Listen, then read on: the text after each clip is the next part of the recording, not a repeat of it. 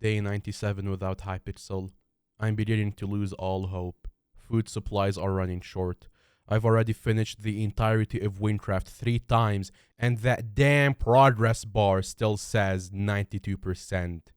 I wonder if we'll ever see the Skyblock hub or run another dungeon again. Not even the new mining minigame channels in the Hypixel Discord server can keep me entertained. And if I see one more meme about touching grass, I might actually punch someone. Oh wait, it's back?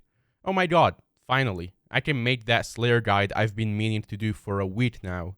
If you're a new viewer and find this video helpful, then make sure you subscribe.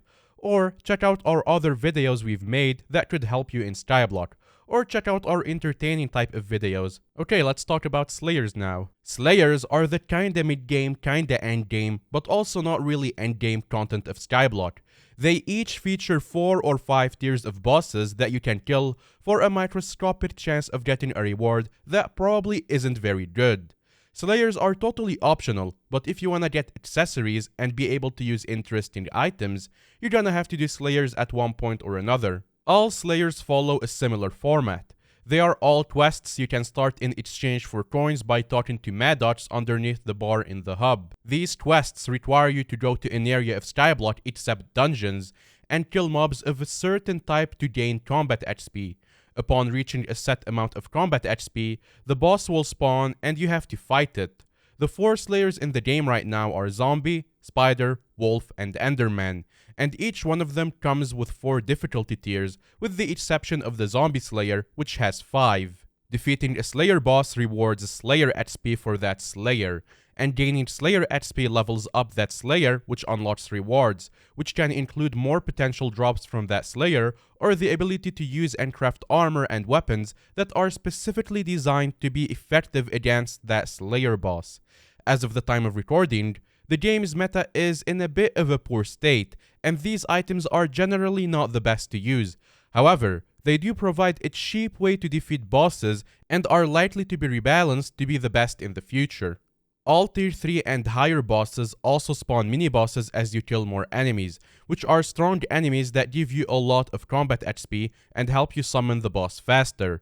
For the sake of not spending this entire video going over tables, I've left a link to the community wiki for each of the bosses in the description of this video so you can see the exact drops, rewards, health, and damage numbers of every boss in the game. So without further ado, let's go over each of the bosses. The first Slayer you'll encounter is the Revenant Horror, or Zombie Slayer. This is by far the weakest Slayer, as it acts just like a normal zombie for the most part, quickly running at you and dealing damage to you. When this boss does damage to you, it heals itself, and every few seconds, it enters an enraged state in which it does more damage and moves even faster for a short period of time. The best drop you can get from this is a Scythe Blade, which requires you to be Slayer level 7 to drop it. This is the only boss to have a special 5th tier, which is a much stronger and completely different boss, which attempts to throw TNT at you and occasionally does a massive explosion.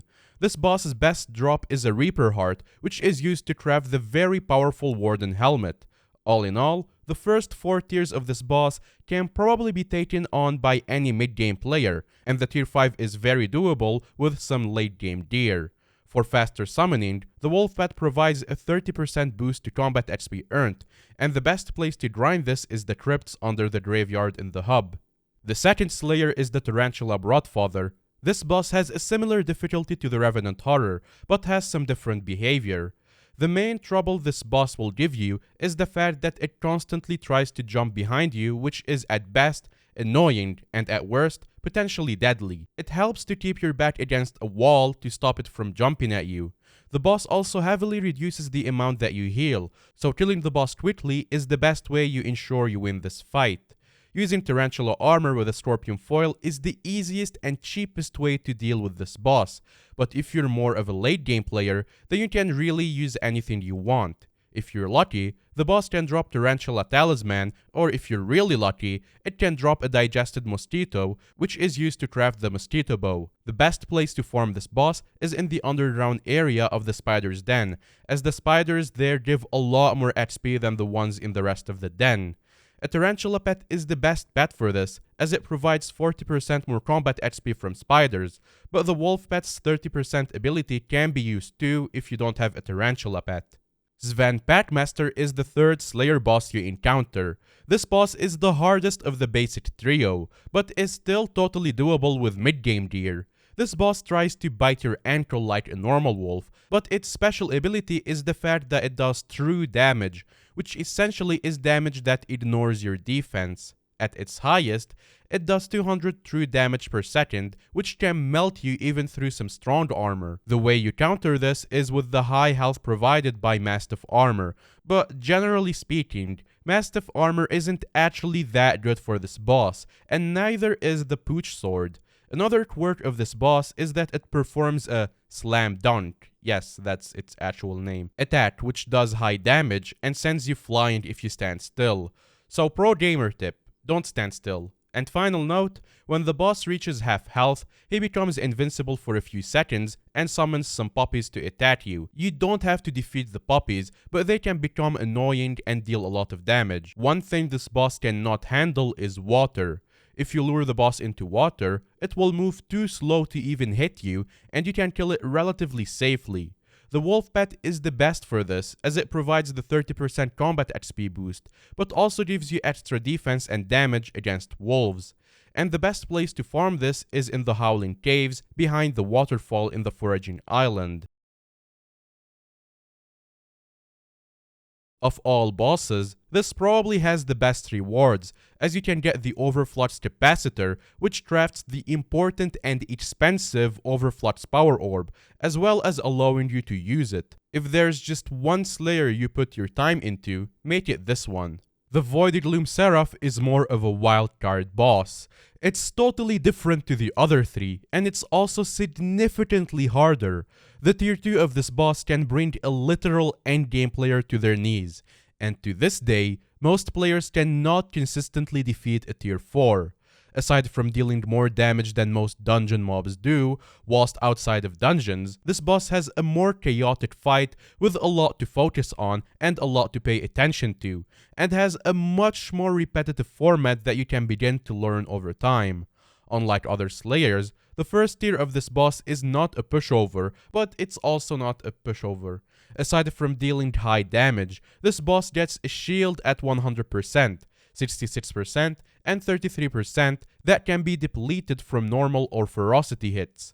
The damage of the hits does not matter. For every 3 seconds that this shield is active, the boss gains a large permanent boost to its DPS, so destroying this shield as fast as possible is vital. From tier 2 and upwards, the boss will sometimes decide to hold and throw a beacon somewhere when below 50% health, and you must run to that beacon in 5 seconds or you will die no matter what. You don't have to punch or break the beacon, just stand within 2 blocks of it. Be aware that he will never throw the beacon whilst his shield is on. Tier 3 adds another layer of distractions, summoning floating heads that laser you when below 33% health. Alone, they don't do much, but each new head creates doubles the damage they deal, and just 6 heads is enough to melt most players in 2 seconds. You have to look at the heads for half a second to get them away. Tier 4 adds the cherry on top for this ADHD nightmare of a boss. Every 50 million health after a shield breaks, he becomes invincible for 8 seconds, and it creates 4 spinning laser beams that are 20 blocks long. You must stand within 20 blocks of the boss during this phase, or you take damage rapidly. When touched by these lasers, you take 25% of your health as true damage, and any healing you receive is reduced by 12% for 90 seconds, which also stacks each time you get hit by the laser. During this laser phase, he can still throw heads and beacons, so make sure you are paying attention. This is one of those bosses where I do recommend you use the right gear. The final destination armor is basically optional, but the katana swords are needed. The first 2 katanas can be skipped in favor of an emerald blade, giant sword, or Valkyrie, but the Vorpal katana and especially the Atom Split katana outclass the prior weapons by a considerable amount. Their ability to deal extra ferocity also helps, as breaking the shield quickly is essential to being able to last the entire fight. A Plasma Flux or Overflot's Orb and a Wand of Atonement are highly recommended for this fight, as well as a good attention span and being able to keep track of multiple things at once. All I can really say for this one is good luck, and if you can't kill it, then don't. Hopefully this is everything you need to know about Slayers. Remember, the other players can help you with bosses and mini-bosses whilst still receiving XP rewards, so grinding with a friend is a good idea. Alright, see ya everyone, and enjoy Hypixel being back.